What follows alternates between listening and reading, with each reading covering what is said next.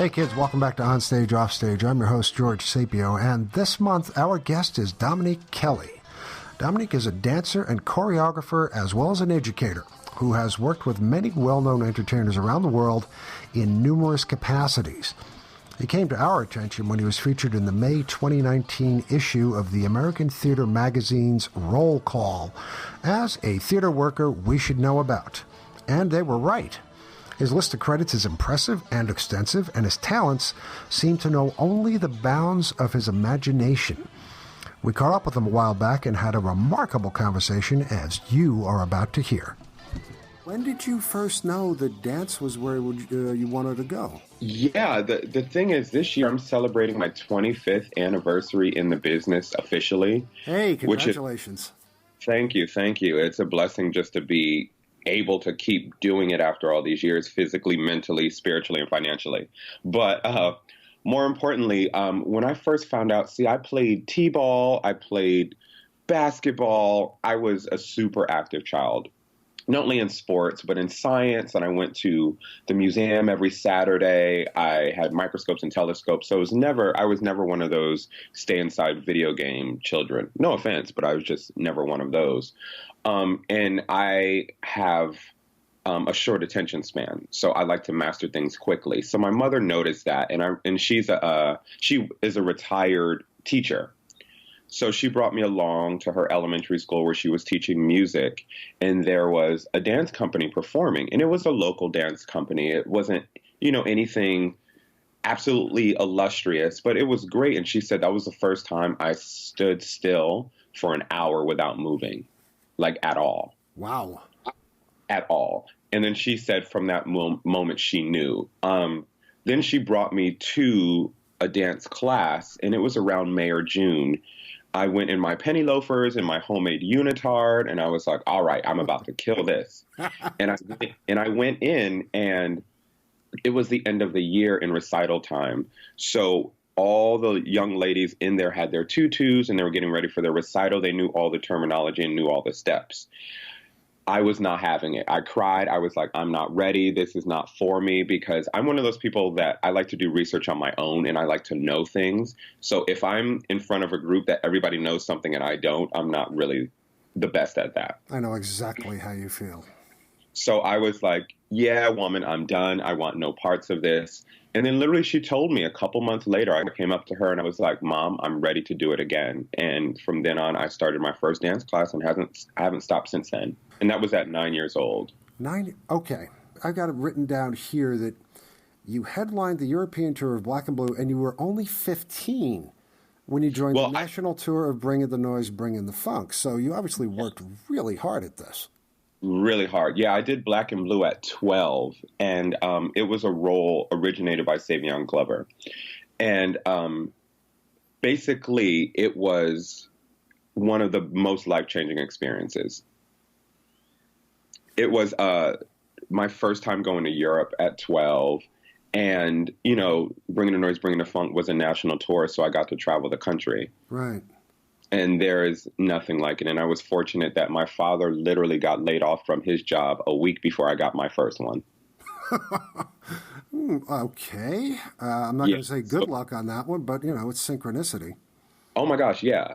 So, he was on the road with me for 5 years, traveling, going back and forth to home and tutoring me because I was homeschooled for 5 years.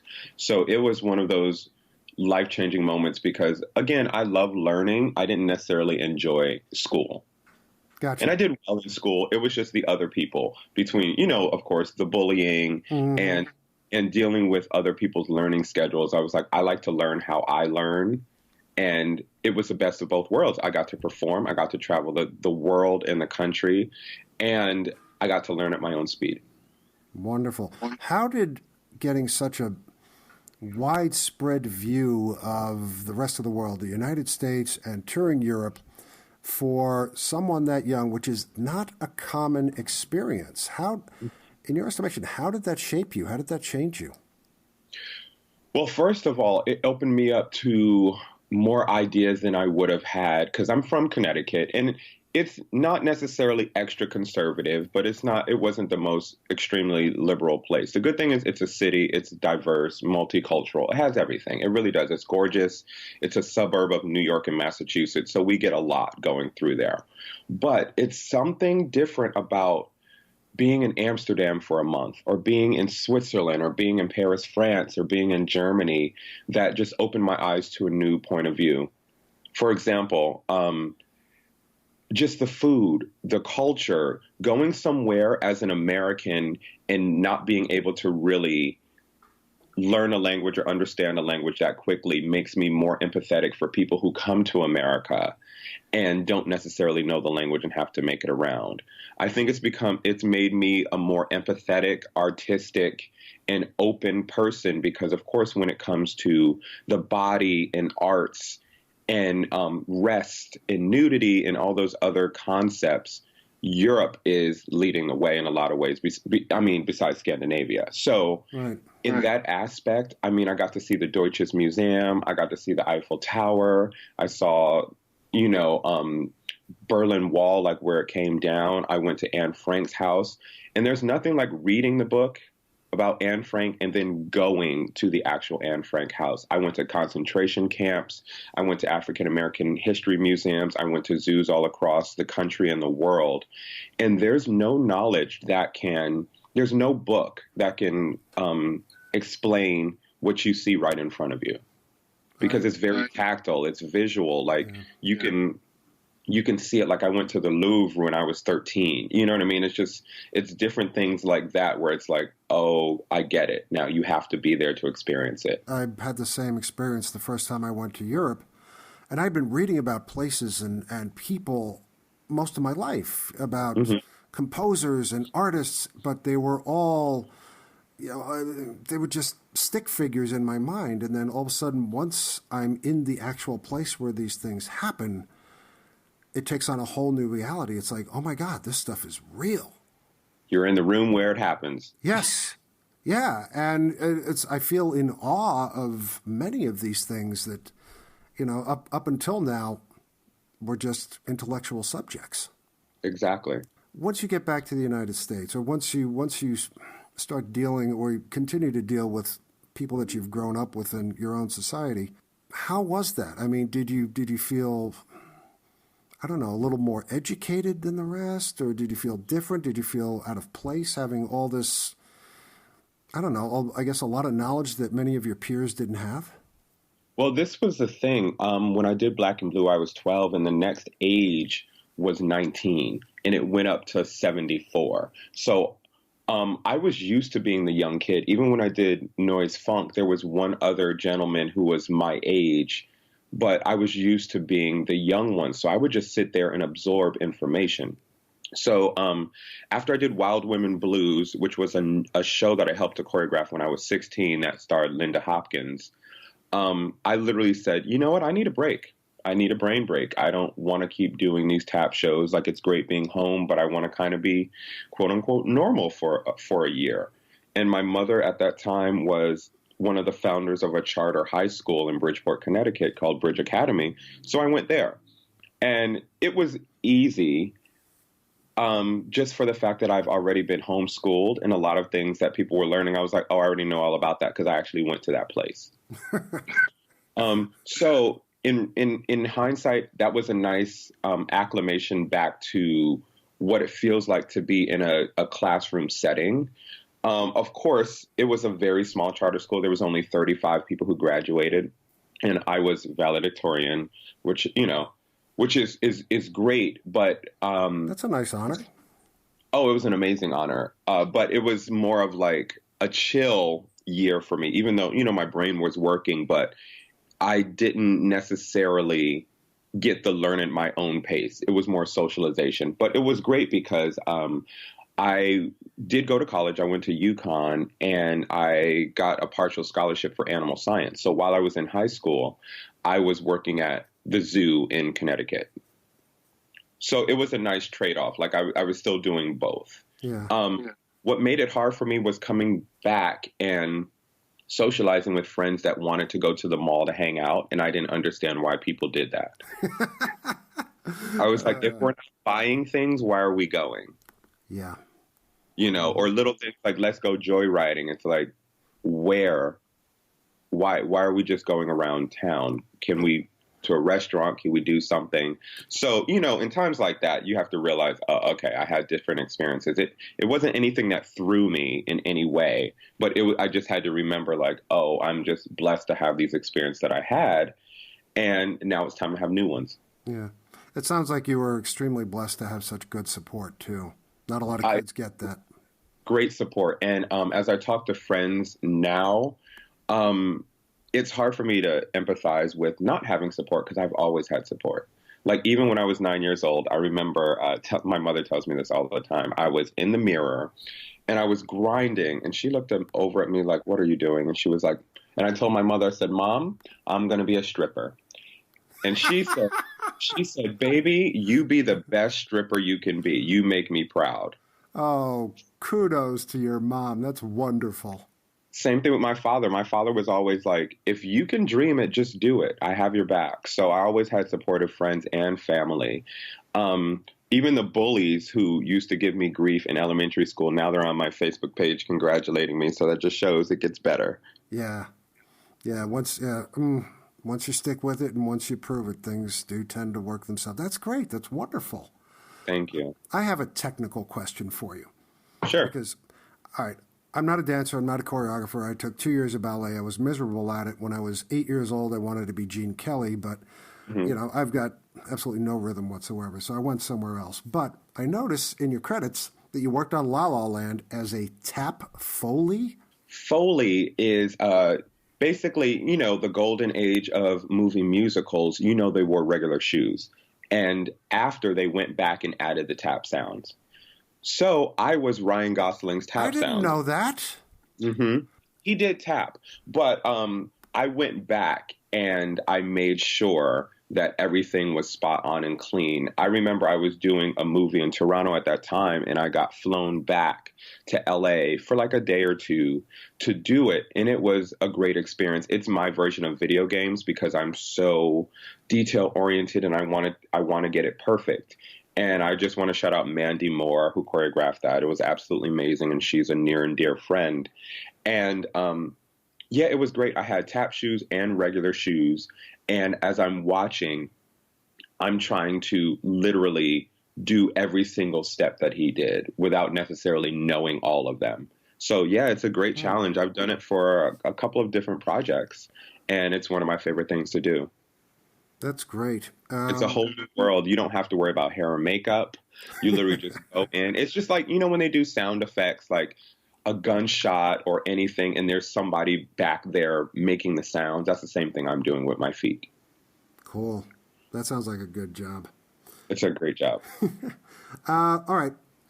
This is probably a no-brainer question. I'm sure it is, because just from talking to you in this short time, I get the idea that you are a person who doesn't like to wait for anybody else. You like to have your own judgment on things, and you probably like to do things mostly by yourself. So it doesn't seem odd to me that you would go from dancing into choreography. Mm-hmm. What was that like, making that transition, designing dance steps? That's a world I have absolutely no knowledge of whatsoever. I mean, I've directed shows and things like that, told people to move here, do that, do the other thing. But to do, in dance, that's a whole different language. It is a completely different language. There's pros and cons. The hard part is everybody thinks they're a choreographer until you actually have to do it. Because, you said about directors too, but I didn't say that. Very true. Like, I love everybody in every facet of the business, but everybody does think they're a choreographer or a director until you really have to do it. Yeah. The hard thing is, like, whether it's for musical theater or movie or TV, we are technically writers or screenwriters, and we paint with our words. As people paint with their words, we do it with movement. You use the phrase coloring with steps. Yes. Basically, what it is, a lot of times in a script, they go and then they dance, or dance number or musical number, but it's never charted out. That's our job to do. which gets tedious at times and it gets stressful. But at the end of the day, pushing the story along with movement is something like no other. Just for the fact, and then if you add tap or any kind of body percussion, you have doubled the stimulation. Like, I can see it with my eyes. I can see the story pushed along. They don't have to say any words. They don't have to sing any songs. And the good thing is, for example, in Oklahoma, when I choreographed that for the Denver Center, there's a whole dream ballet at the end of the first act. So it was great to literally just have 11 or 12 minutes of full dance to push the story ahead. And I'm such an adamant storyteller in the most literal sense when it comes to anything. I feel like we all are bonded by our stories and our histories. And at the end of the day, sometimes we can't speak the same language. We don't hear the same songs or the same pitches. But if you see movement that's telling a story, that can all gel us together. Now, the hard thing about being a choreographer is inspiration. And sometimes, working with dancers are great, but dancers don't necessarily need a story. They're all about get it done and make it look beautiful. Now, actors are really great too with this. Sometimes they don't have the movement quality. So I love that challenge. I've always loved puzzles and science and math. So my favorite is trying to get the best out of everybody. And I say I go into a project with a huge potato, like a russet potato. And if I get back one beautifully crafted French fry, then I've done my job. I like that analogy. Thank you. You work with dancers, professional dancers. What's it like working with non-dancers? Have you done that? Oh, yes, a lot. I assisted Kat Burns on Crazy Ex-Girlfriend, and there was a lot of actors, and they had musical theater training, but not necessarily dancers. And the next show that I'm doing at the Denver Center is a play called Indecent, and it's not a dance musical by any means. It's more acting and a play. That's Paul Vogel's play? Yes, it is. Okay. I thoroughly enjoy working with actors because it has to make sense. And I'm one who deals with logic as far as fantasy. I'm like, for example, I'm one of those people that I'll read a nonfiction book or watch a documentary before I'll watch something fantasy driven. So the way my brain works when it works with actors, the story has to make sense. And I love that aspect of it. Even if it's something, esoteric or a theory or a theme, it still has to land for them. And if it lands for them, it's probably going to land for the audience. You're obviously, from the research I've done, obviously a name in the business. I mean, you've worked with a lot of big names: Mariah Carey, James Corden, Pink, Janet Jackson, Gwen Stefani. Mm-hmm. What's it like working in that kind of a rarefied atmosphere with actors or performers who have the power to make their own ideas happen because they are the star? Again, there's pros and cons. I enjoy it because, for example, I guess I'm being known as the musical theater guy on the West Coast. So when I was approached by Janet's camp, they wanted something musical theater-y or something funky and almost Fosse-like. So it was great to create for that. Or like, for example, I helped to choreograph for Mariah Carey's Christmas tour a couple of times. And there was a tap performance in there I choreographed. There was a technical piece like ballet contemporary. So I think it's great because I get to use all the crayons in my box whenever we say musical theater. Because nobody can really define what musical theater is. If you compare it to West Side Story and then you compare it to Hamilton, or if you compare Hadestown and then you compare it to 42nd Street, it's like, where do we lie in musical theater? You really can't say like a genre of dance or anything like that. So I love when I'm thought of as a musical theater guy on the West who can do different genres in different media, because then it allows me to use the full extent of my abilities. Gotcha. For example, I recently just did something for Pink for her tour, and it's like a Lindy number, and it's very musical theater-y. But, of course, like grounded in reality, because it's more Lindy and swing and they bring out these trumpets at the end. And it's one of those things where it's like, I love that people come to me because they're like, we want the real deal and we want a young, fresh spin on it. So it's been a pleasure getting to do that for the different artists too, because at the end of the day, everybody wants something fun and a little different instead of something angsty and just hip hop driven all the time. So I like that I'm being asked to intrude and invade those spaces and bring a little joy and some musical theater to other people. Nice.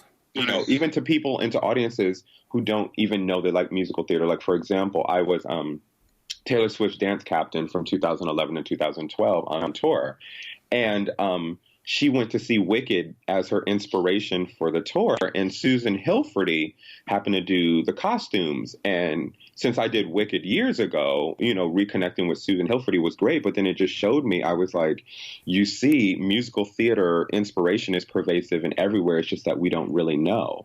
I mean, for example, look at Beyonce doing Fosse-inspired stuff. Look at J-Lo doing Busby Berkeley. You know what I mean? Like Golden Age film.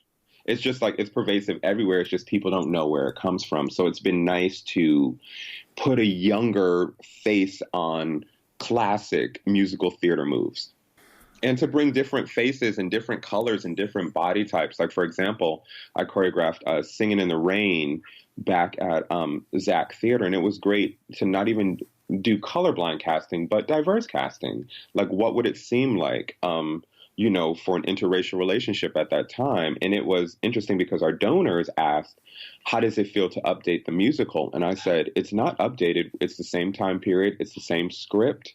The only thing that's different is it's a little more colorful. So it's been nice to introduce colorful visions in the way that I see it to other people. What was the audience reaction to that change?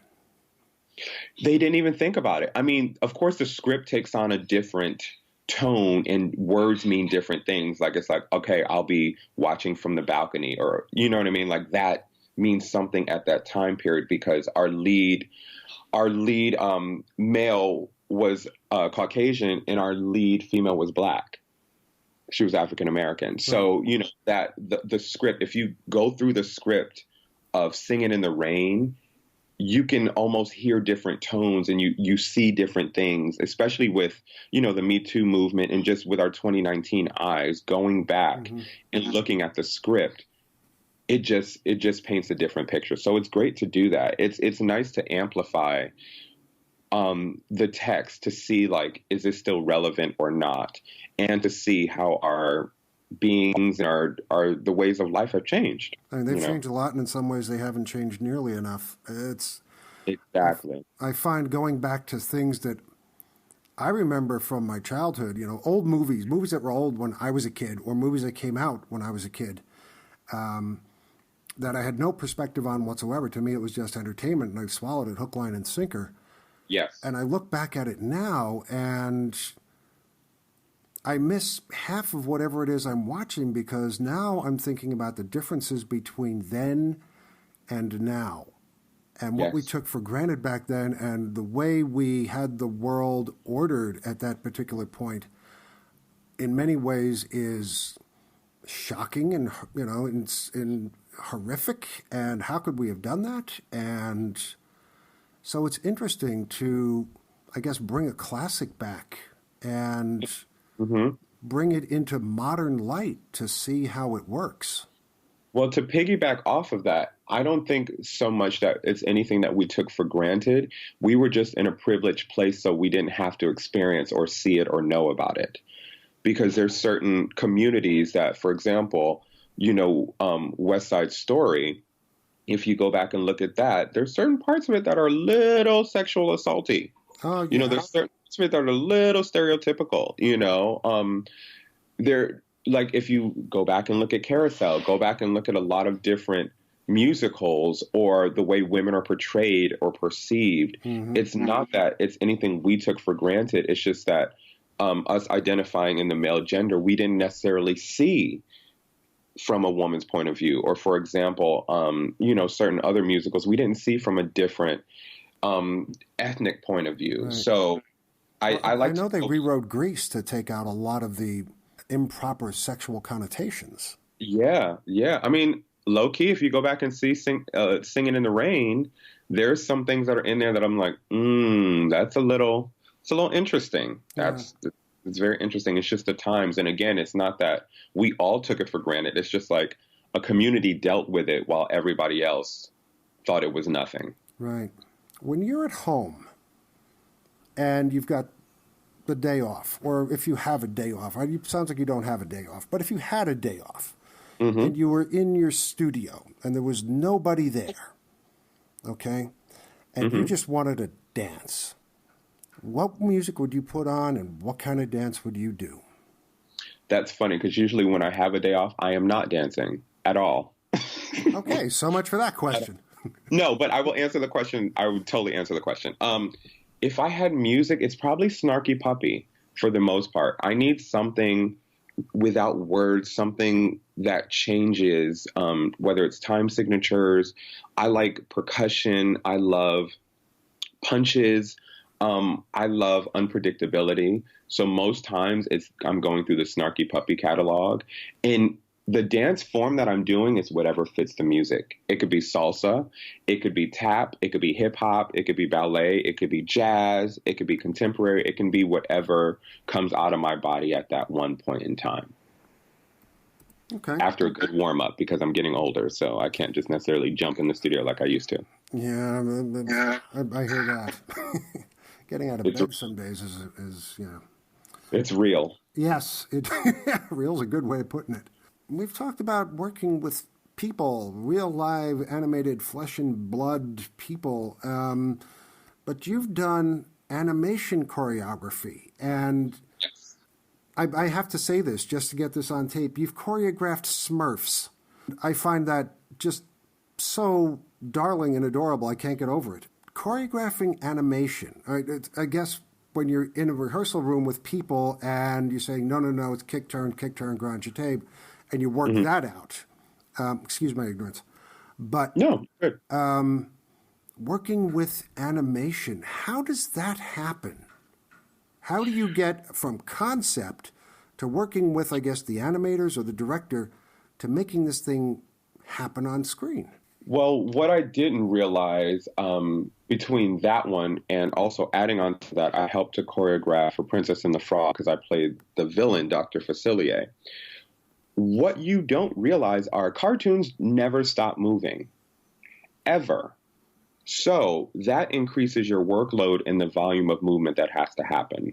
Also, just the sheer, like I am 6'1", Smurfs are tiny. So it's just, and like their body proportions are totally different than ours. So I worked on that with Keith Young, who was the principal choreographer on that, and just figuring out what we could do with the bodies and the body proportions. Not only that, thank God that I eventually graduated college with a mass media degree, so I knew all about nonverbal communication.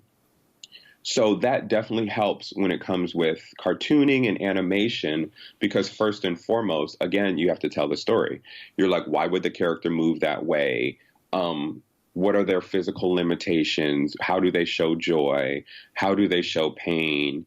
And just the normal ways, like whenever we see a Disney movie, you can always tell besides just facial characteristics how the characters are feeling. So it's a combo of all of those things put together. And then, of course, you want to put in some great tricks. You want to put in some great movement. You want to put in things that are going to wow the audience and be dynamic. But it takes a lot of practice, and it takes a lot of know-how and trial and error, because there's a lot of options. There's always many options, because also with Smurfs, that was more CGI. Princess and the Frog, they drew it. So I was the video reference. So I had to do all those things in real life. So it's just trying to figure out how far we're taking the character. Is the character going to be able to fly, or does the character tap dance on a table? Like, which one are we doing? So it was a great challenge, but I look forward to doing that more and more, because it's one of my favorite things to do. Also, to throw it in there, not to like toot my own horn, but I was one of the people who played Ted in Ted 2.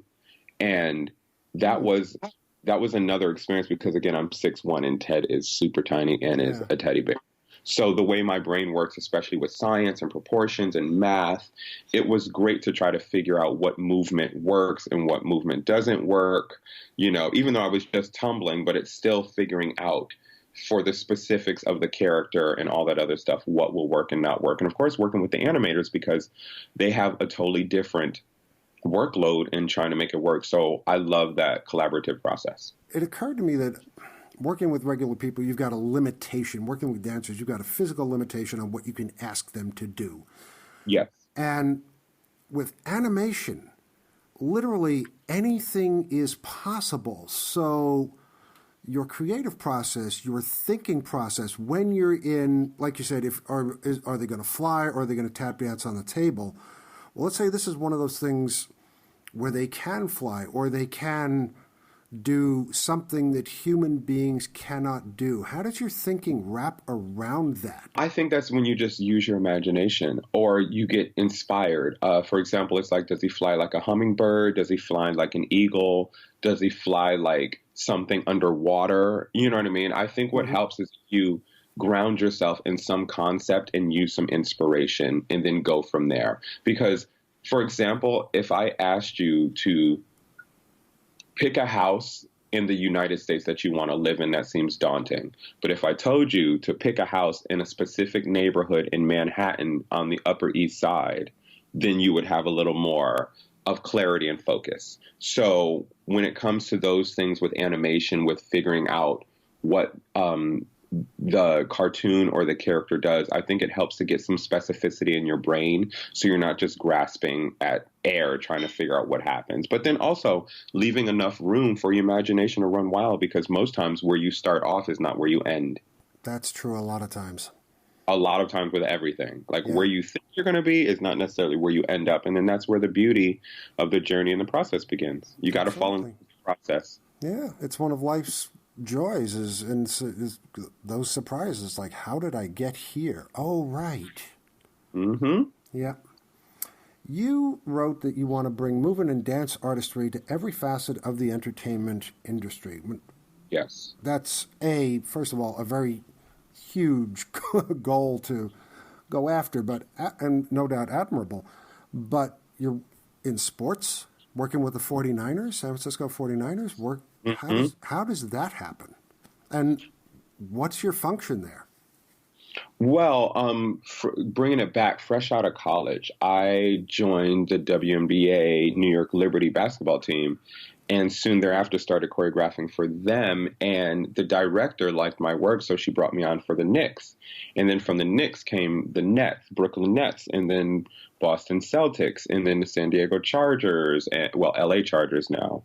And 49ers and all these other people. Basically, I choreograph the dancers and the cheerleaders a lot of times, whether it's for a timeout or for halftime or any of those shows. So it's bringing that to the forefront. And it's not necessarily just women shaking their bodies for men and gays. I love strong movement. And I love athletic movement, and I like showing versatility, because at the end of the day, women don't move for men. Women move for themselves, and hopefully to inspire other women and men in the audience who want to be dancers. Because at the end of the day, no one group of people goes to a sporting event. People from all walks of life. Right. What also helps, too, is I choreograph for the Pro Bowl, which is like the All-Star game, but for football. And the company E2K selects one lady from each sports team who are on the cheerleading squad or dance team or whatever they call it. And they all come together, whether it's Hawaii or Florida or wherever they're having the All-Star game, and perform dances. So it's great to be able to flex that muscle, because the good thing is I compare it to, I call it my cigarette. You don't really have to tell a story. You just do formations and great flashy moves to fun music. And I think that's a good thing to do, because not everything can be so serious in life or death all the time. Like, for example, in musical theater, you really have to plan it out for months. You have to make sure everything makes sense. The story arc, the arc of the show, dynamics, how it works with the costume. with NBA and NFL, the good thing is you can just have fun and dance and, tumble and do floor work and kicks and shimmies and all that other fun stuff. And to basically show how strong dancers can be on the court too. In one sense, I mean, to me, as a spectator who really knows nothing about the business that we're talking about, but works in other artistic avenues, my question is, especially for something like that, you could just make it a big, glitzy number, all right?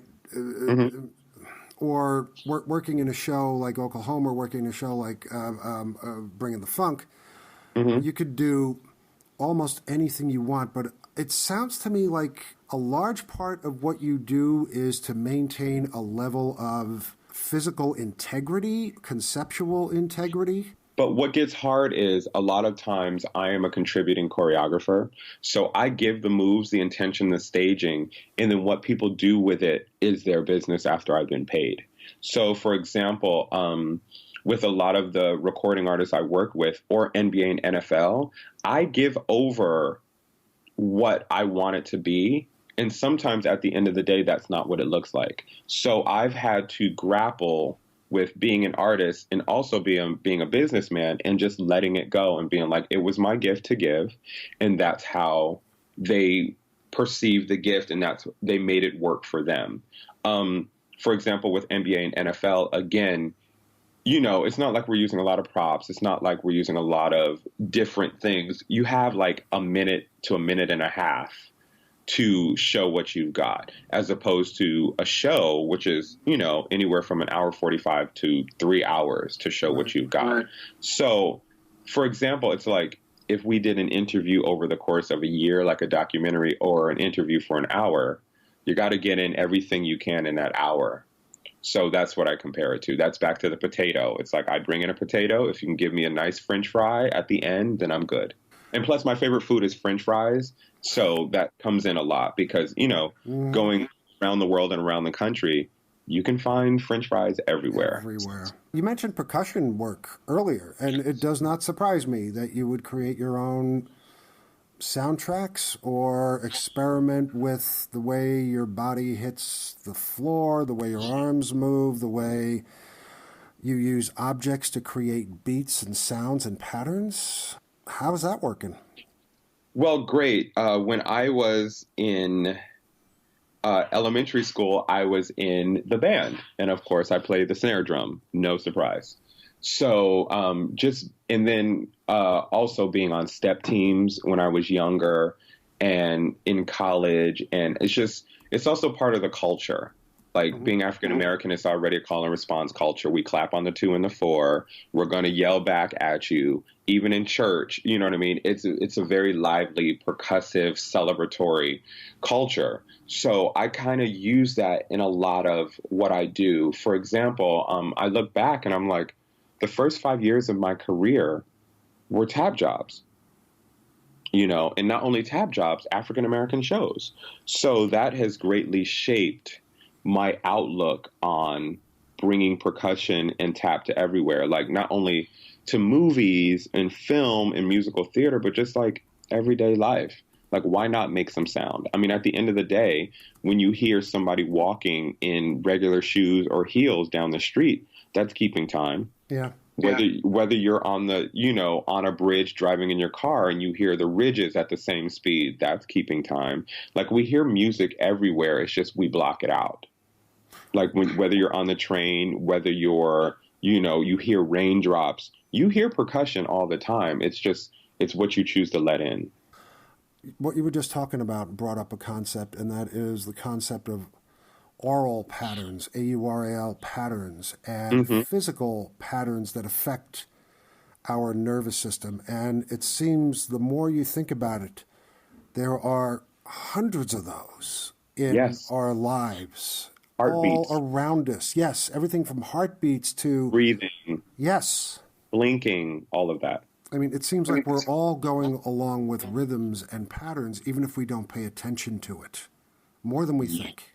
Exactly. See, you had an epiphany. That's my outlook. And what I like to do too is visual patterns, because not everybody is hearing. Well, people, we have a large percentage of our community who are hearing impaired.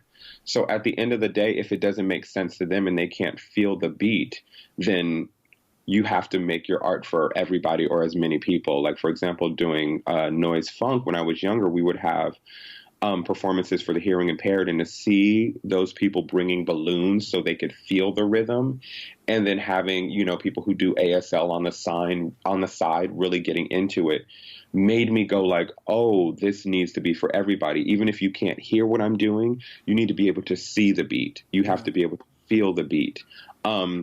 And for example, one of my mentors, his sister was hearing impaired. So what he would do is shut off all the music and watch his work back. And if it didn't make sense, if you couldn't hear it, then it didn't work for him. So I employ that practice also. You've had a long and successful, up until now, and I'm sure there's going to be much more of it, professional journey. Mm-hmm. What's been the hardest part of that for you? The hardest part is knowing that I can do my best and work hard, but it still will not get me into certain doors and into certain venues. Just by me being who I am, just by the work that I create, or just the process and timing. I hope to get to choreograph a show on Broadway. What's been unfortunate is in the past, even recently, I've been told that my work does not fit in with musical theater because people only want to see traditional musical theater, to which I brought up Noise Funk and Wicked and Hamilton and Hadestown and all these other musicals. But they say, I mean, of course, to that, I had to say, I apologize for your Eurocentric and myopic view of musical theater, but I reject that notion. I'm just and that goes back to like my basically my statement sentence, which is like, I want to bring diverse voices to the masses, and not necessarily just people of colors, voices, and bodies, but creatively, like what that seems like, having more people of color or people from marginalized groups, or more women, more people who are not able-bodied or gender non-conforming on the other side to tell those stories and to inherently be themselves, because there's so many stories out there that are waiting to be told, and there's so many different points of view. And at the end of the day, name the last African-American choreographer who was nominated for a choreography Tony on Broadway. Exactly. If it's not Bill T. Jones, I'm guessing for like Spring Awakening. Yeah. I mean, or Savion Glover, for example, like he won, but it's like, it's been so long that, I mean, thank God for Camille Brown, who's doing some great stuff and getting some notoriety and some credit, but we still have a ways to go in the Broadway community about whose stories are being told and shared, and who's being behind the scenes to, push those stories forward. So that's one thing that is like, okay, I'm just going to have to stay true to myself. And also, I love creating Black art and doing Black excellence, but that's not the only thing I do. And it's great for other people to see that. For example, choreographing Indecent, I think it's going to be a great challenge, not because of the story or the movement or the cultural. It's just more of having people see me, as opposed to, oh, this Black guy choreographed this Jewish play. Yeah. So, and that's why my name kind of helps. I have to thank my mother for that, because I hated it growing up, because I was like, it's such a girly name.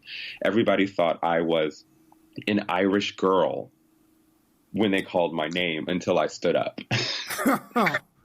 And I was like, no, I'm Dominique Kelley. So a lot of times it's unfortunate that I don't put my headshot in a lot of places, and I just like to let my work speak for itself until you see what I look like.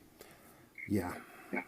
Yeah, well, I think But your work does speak for itself. Obviously, up until now, you've had a number of successes, and they are not small successes. You seem like you're doing well, and that's obviously because of your hard work and the fact that you have listened to yourself and what is true, true to your nature. Thank you. But to backtrack a little bit to what you were just talking about, this whole Broadway thing, I think Broadway is shooting itself in the foot, and it has gotten itself to a point where only a certain number of people can actually attend Broadway, whether it's... Yeah, it's becoming elitist. Oh, yes. Becoming. I think it's been elitist forever. I mean, I can't afford tickets. Yeah, I can't either. All right, so you've limited your audience to those who can afford the tickets, which means you've got to put a certain kind of guaranteed, because that's what the backers want, butts and seats. Yep. Guaranteed spectacle, okay, to give them, quote, their money's worth. And, Indecent was on Broadway for, what, a month, 2 months, something like that? Not very long. Yeah. It was up, it was down.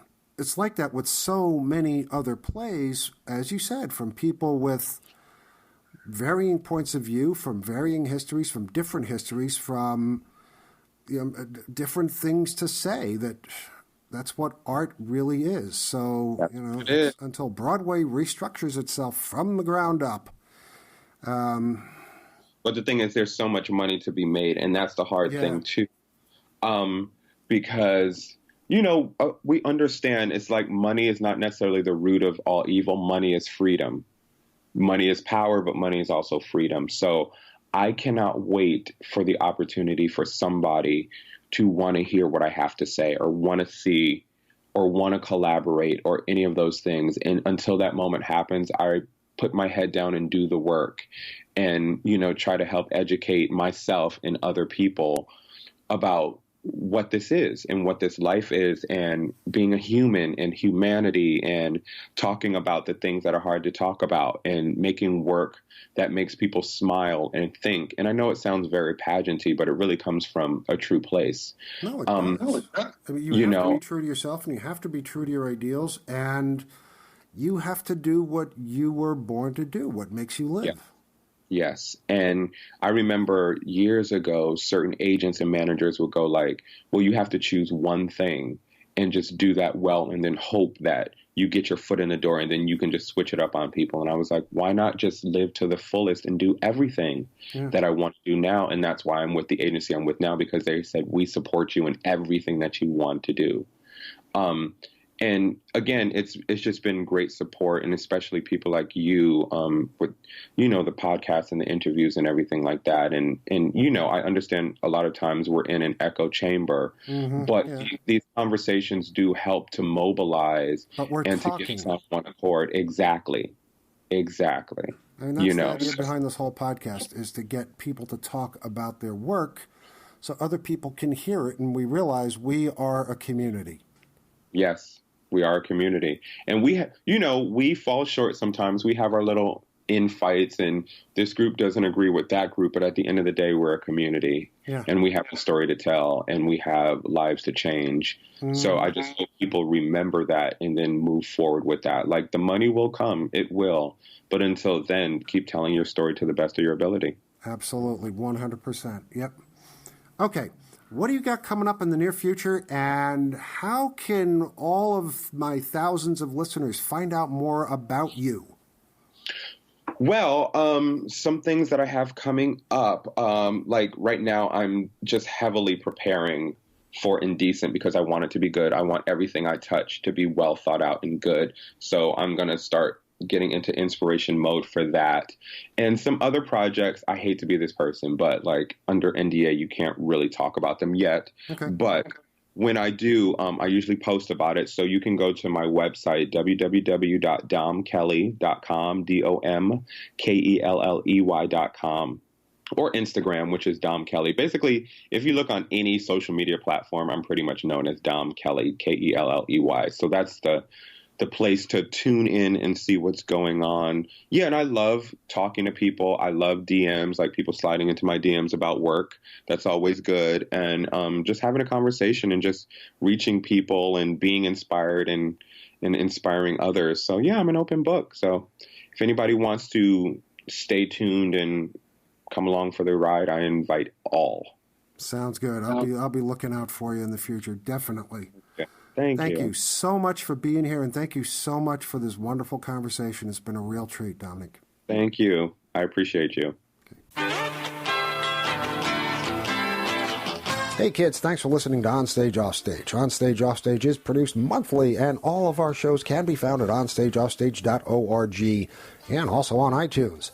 If you enjoy what we do, please recommend us to your friends. Don't forget to like us on Facebook and follow us on Twitter at OnOffStage. And if you are a theater artist with an upcoming project of interest or working a part of theater we haven't covered yet, or know of someone in the theater world who'd make some great chat, please send us a note at info@onstageoffstage.org. Onstage Offstage believes in and advocates for a world where all people are free to live their lives as they wish, in peace and without fear. We believe in universal respect, diversity, and equality in all areas of life for all people, no matter what their nationality, race, religion, age, sexual status, or gender. Onstage Offstage will never promote or endorse those who seek to diminish others because of who they are. I'm George Sapio. Thank you once again, and happy theatering to all of you.